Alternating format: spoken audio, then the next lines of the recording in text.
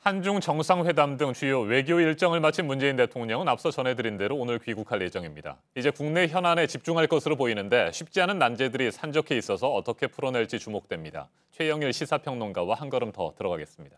어서 오십시오. 안녕하세요. 네, 평론가님. 문재인 대통령 중국과의 관계를 회복하고 네. 동남아 국가들과 북핵 문제에 대한 공조를 강화한 것이 이번 순방의 최대 성과다 이렇게 자평을 했는데 네. 동의하시는지요? 네, 동의합니다. 이번 순방의 분위기가 아주 좋았고요. 또 상대국의 반응도 좋았습니다. 중국의 시진핑 국가주석, 또 리커창 총리 전체적으로 이제 한중 관계 회복의 기류가 보여지고요.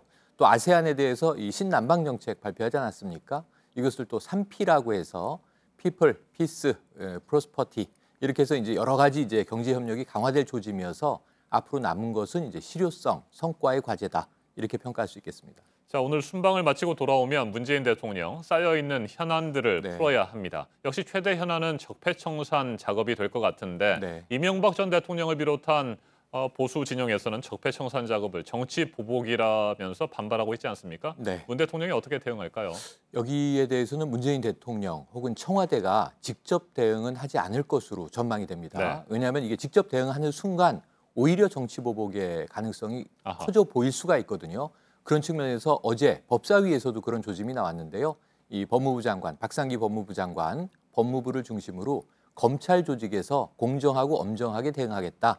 이런 이제 가장 원론적인 반응이 나올 것이지 대통령이나 청와대는 별다른 입장을 내놓지 않을 것이다. 이렇게 전망을 해봅니다. 역시 문재인 대통령이나 청와대가 대응하기가 쉽지 않은 문제들이 여러 건 더 그렇습니다. 있습니다.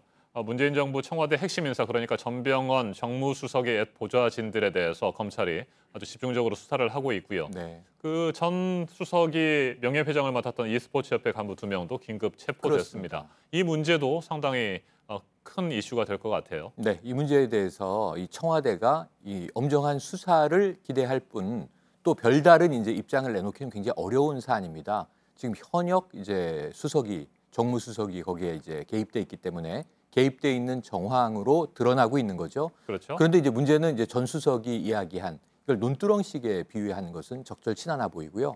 결국은 지금 야당이 적폐청산에 대응해서 지금 현 정부가 신적폐 아니냐 이렇게 또 주장을 하고 말씀하신 대로 정치보복 프레임으로 또 끌고 가려고 하고 있기 때문에 오히려 검찰 입장에서는 이 현역 수석이냐 전 정부냐 전 정부냐 상관없이 모두 다 공정하고 엄정하게 수사하는 모습을 국민들에게 보여줌으로써 오히려 신뢰를 얻을 수도 있는 하나의 기회다 이렇게 볼 수도 있겠어요. 그래서 이 현역 수석에 대한 어떤 특혜성, 시비가 일어나지 않도록 가능한 한 공정하고 엄정한 수사로 이 검찰의 위상을 보여줘야 하기 때문에 제가 보기에는 이 전병헌 현 수석도 조만간 소환 조사 받지 않겠는가 한번 전망을 해보고요. 여기에 대해서 이제 전 수석이 개인적으로 반발하는 것은 옳지 않다. 또 현 정부의 청와대에 득이 되지 않는다 이렇게 평가할 수 있겠습니다. 네, 청와대나 문 대통령은 지켜볼 수밖에 없는 상황이 그렇습니다. 됐습니다. 자, 문 대통령의 핵심 참모로 꼽히는 탁현민 청와대 행정관은 지난 대선 당시 불법 선거운동 혐의로 기소가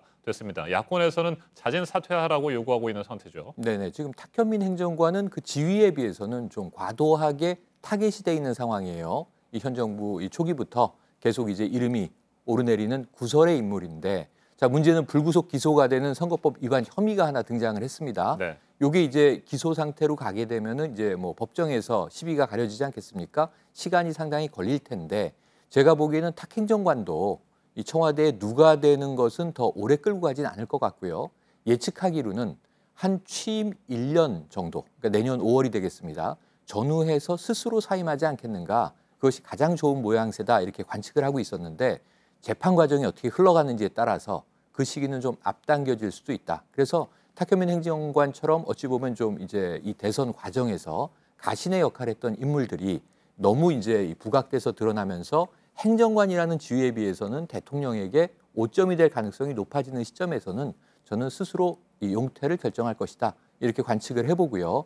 이 문제는 그렇게 이제 크게 비화되지는 않을 것으로 예견을 해봅니다. 네. 인사 문제도 쉽지가 않습니다. 네. 홍종학 중소벤처기업부 장관 후보자 인사청문 보고서 채택이 불발이 됐습니다. 일단 청와대는 재송부 요청을 하는 것으로 가닥을 잡은 것 같고요.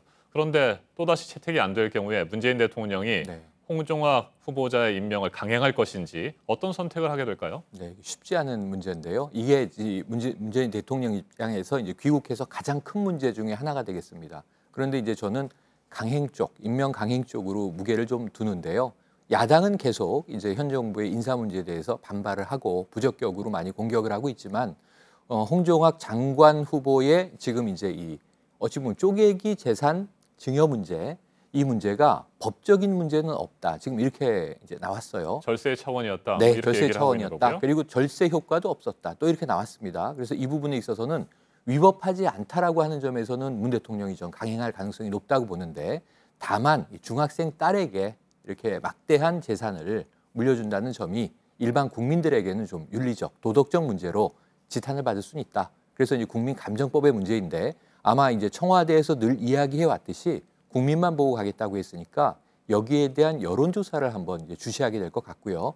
그 결과 저는 지금 이 중소벤처기업부 장관 후보를 이 간택하는 문제가 네. 굉장히 쉽지 않은 게 결국은 이 재산의 신탁 문제 때문이거든요. 그래서 정치인 출신으로 갈 수밖에 없다면 홍종학 후보를 밀어붙이지 않겠는가, 이렇게 한번 전망을 해봅니다. 자, 그런데 자유한국당을 비롯한 야권에서는 가만 지켜보지는 않을 것이다. 뭐 그렇겠죠. 이런 입장 아니겠습니까? 네. 자유한국당의 경우에 홍 후보자 문제와 헌재 소장 등 뒤은 인사 문제를 연계하고 예산국회와도 연계해서 투쟁하겠다 이런 입장이죠. 연결하겠죠. 아마 이제 지금까지 인사청문회를 쭉 우리가 지켜온 과정에서 이미 이제 김희수 헌재소장의 부결 사태가 있었습니다. 그러면은 결국은 이 자유한국당을 필두로 해서 야당의 입장에서는 문재인 정부 흔들기에 유효한 지금 이 득점 포인트를 올린 것은 유일하게 인사 문제밖에 없고, 그리고 이제 그것이 이제 김희수 헌재소장 후보의 이제 낙마였어요.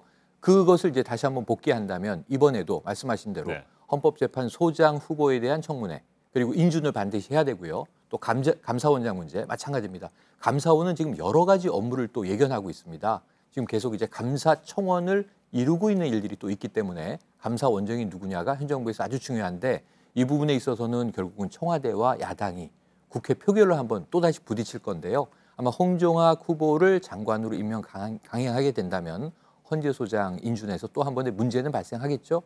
야당은 이제 끝까지 전 반대할 것이라고 보는데, 공세적으로 나올 것이라고 보는데, 그럼에도 불구하고 중소벤처기업부 장관 후보에 대해서는 별다른 대안이 없어 보입니다. 네, 끝으로 야권발 정계 개편 움직임에 대해서 간단하게 네. 짚어봤으면 좋겠습니다. 바른정당 유승민 신임 대표가 어제 국민의당 안철수 대표를 만났습니다. 중도 보수 통합 가능성을 타진했다고 하는데 네. 그 가능성 어느 정도나 보십니까? 지금 제1야당인 자유한국당이 107석에서 116석이 됐죠. 지금 현재 이제 여당인 민주당이 121석입니다. 거의 비등비등한 힘의 균형을 이루고 있는 상황에서 캐스팅 보트의 역할이 더 커졌습니다. 그러니까 바른정당과 국민의당이 따로 움직이는 것보다는 뭉쳐서 움직이는 게 훨씬 더 양당에게 유리하긴 한데, 문제는 이제 유승민 신임 대표와 안철수 대표가 또 내홍을 겪고 있지 않습니까? 이 두 대표의 리더십이 어떤 대타협을 이루느냐가 굉장히 중요한 관건이 될 것으로 보입니다. 네, 지금까지 최영일 시사평론가였습니다. 말씀 잘 들었습니다. 고맙습니다.